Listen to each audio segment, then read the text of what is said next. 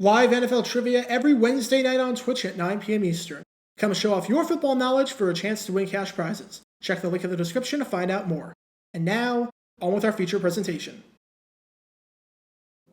Did anyone in the world see this coming? Seriously, the Jacksonville Jaguars? The same team that had the number one pick in back-to-back years? The same team that was 4-29 over the previous two seasons? The same team that started off 2-6 and still had the toughest part of their schedule to come? Nothing about this season makes any sense. But somehow, the Jaguars are trying to one-up what they did in 1996 when they started 4-7 and made the playoffs, and are looking to make one of the most magical runs in NFL history. Because after winning 4 straight, and after winning 6 of their last 8, the Jaguars find themselves at 8-8, in first place in the AFC South, and playing a winner-take-all game on Saturday night for the AFC South title. Remember, the Tennessee Titans were 7-3 after 10 weeks. The Jaguars were 2-6, and were down 17-0 to the Las Vegas Raiders at one point in their 9th game. By all accounts, this division should be wrapped up by now. And yet, here we are, with the Jaguars about to play what is, without a doubt, the biggest regular season game in the 28-year history of the franchise. Seriously, no other regular season game even comes close to this, outside of their famous 1996 victory against Atlanta, which was a win-and-in, lose-and-go-home game. But that wasn't for the division. That wasn't in front of a national television audience. And that wasn't against, quite literally, their most hated rival.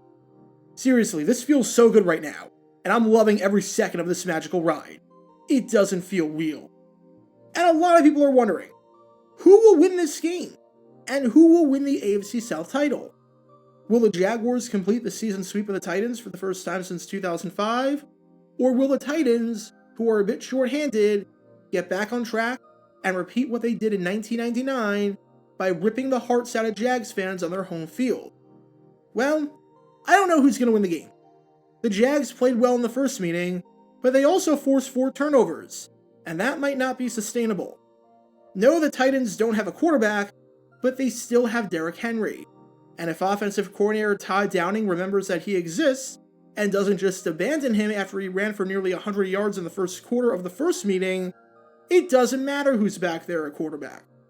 No one is counting their chickens before they hatch, no one is counting their money while they're sitting at the table, and no one is thinking ahead. However, if you're a person who likes to look at things from a historical standpoint, then the team to bet on is the Jaguars. If history is anything to go off of, then the Jaguars will be the winners of the AFC South and will prevail in Week 18. Because they're in the midst of what might be, quite possibly, the greatest and craziest streak in NFL history that you probably didn't know about. By all accounts, it makes no sense. By all accounts, something like this shouldn't happen. The odds are just ridiculous. However, it's happened every year since 2005, and if Jags fans are lucky enough, it will happen for the 18th straight season, being legally considered an adult. Before I talk about what this streak is, let's flash back to this game right here. It's January 2nd, 2005. It's Week 17 of the 2004 NFL season, and we have a game in Oakland between the Jacksonville Jaguars and the Oakland Raiders. For the Jaguars, they kind of shot themselves in the foot in terms of their playoff chances after an embarrassing 21-0 shutout loss the week before at home to the Houston Texans. But they still entered Week 17 with an outside chance at making it to the playoffs and posting a winning record for the first time since 1999, and for the first time under head coach Jack Del Rio. The game wasn't really anything to write home about. The Jags won at 13-6 by scoring 10 points in the third quarter, and then holding on the rest of the way. It was a low-scoring affair, where the Jags won thanks to some great defense and a great goal line stand at the end, where the Raiders had 4 chances at the 3-yard line with a minute left, and could not punch it in. So why do I bring that game up? Because that was the last time that the Jaguars closed out the regular season and the road team won the game. Seriously. The 2004 season was the last time that the Jaguars' final game of the regular season, so Week 17, or Week 18 in the case of the 17-game season, was won by the road team. Every other year, it's been the home team. For some perspective on how insane that is before we dive game by game, because some of these results are more absurd than others. The last time the Jaguars' final game of the season was won by the visiting team, George W. Bush was still serving his first term as President of the United States. Let Me Love You by Mario was the #1 song in the country. And movies such as Star Wars Episode 3, Madagascar, Batman Begins, Charlie and the Chocolate Factory, The Hitchhiker's Guide to the Galaxy, and Wedding Crashers had not yet been released. It was so long ago that if you had a kid that was born the last time the road team won a Jaguars regular season finale, there's a good chance that they were in college right now. Heck, there was a player that represented Germany at the World Cup this year that was 6 weeks old when this streak started. Bottom line, it's been a while. In the 2005 season, oddly enough, it was the Tennessee Titans that started the streak. The Jags, an 11-4 team that was clearly superior to the 4-11 Titans, but had nothing to play for, seeing as they clinched the wild card in the number 5 seed, still dominated the Titans with their backups, winning 40-13 in a game that wasn't even that close, seeing as the Jags led 40-0 after 3 quarters. As a side note, to learn more about that Jaguars team, click the card in the upper right corner. Now, because of the Gator Bowl, there was a weird thing when the season was 17 weeks long that the Jaguars would only play at home in the final week if Sunday was New Year's Day. Otherwise, it would be a road game. And this meant that the Jags were on the losing side of this streak a lot, beginning in 2006, when they played the Kansas City Chiefs in a must-win game to keep their season alive.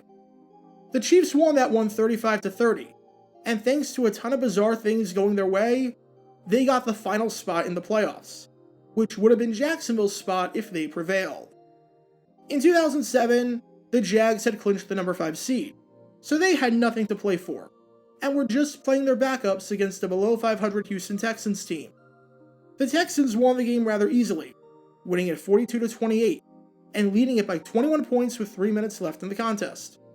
So far, the streak is at 3, and it's going to go to 4 in 2008, when the Baltimore Ravens, needing to win in order to clinch a playoff spot, destroyed a bad Jaguars team with nothing to play for by beating them 27-7, outscoring them 24-0 over the final 3 quarters of the game. And to close off the 2000s, the streak extended to 5 games when the Jaguars played the Cleveland Browns in Week 17, needing to win against a 4-11 Browns team to have any shot whatsoever, as slim as it may have been, at clinching a playoff spot. They could not do that, as they lost 23-17. Now we head into the 2010s with the streak at 5 games. Make it 6, as when the Jaguars play the Texans in Houston, needing a win and a Colts loss to win the AFC South for the first time ever, they failed miserably, as the Texans won the game 34-17. Granted, the Jaguars were decimated at quarterback, as they were starting Trent Edwards under center since David Garrard got hurt the previous week in overtime against Washington. But Houston scored the final 17 points of the game, and the Jags never led at any point. This game was a 17-point contest that felt like a 37-point contest. However, the Jaguars would be on the right side of history, or I guess the wrong side since the win allowed the Colts to secure the number 1 pick and get Andrew Luck, in 2011.